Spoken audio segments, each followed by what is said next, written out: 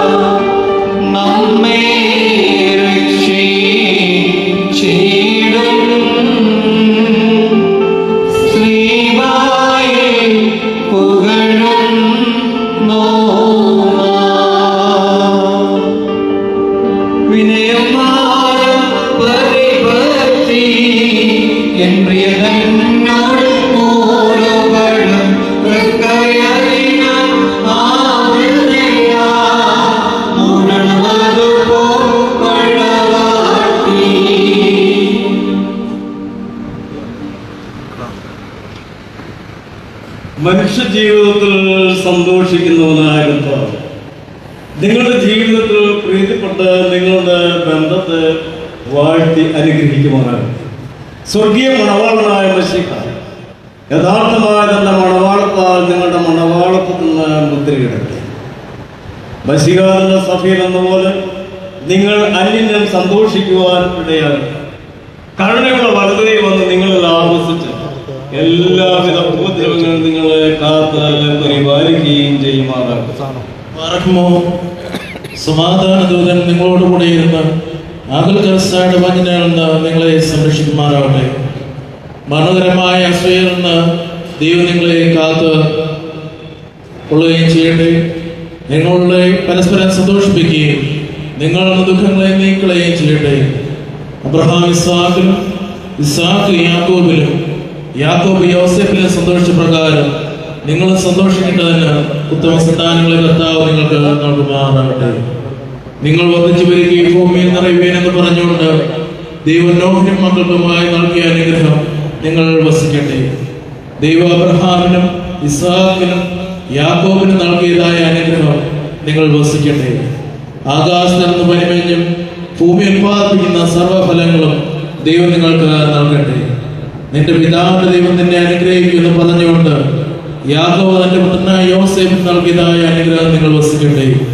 ദൈവത്തെ സ്നേഹിക്കുകയും അവിടുത്തെ ഇഷ്ടമാചരിക്കുകയും ചെയ്തിട്ടുള്ളവരുടെ അനുഗ്രഹം നിങ്ങളിലും ഈ വനപിതാക്കന്മാരുടെ കൈകളാൽ നിങ്ങളുടെ തലയിൽ ഇന്ന് വയ്ക്കപ്പെട്ടതായ കിരീടങ്ങളും വന്നാസിക്കുമാറാകട്ടെ.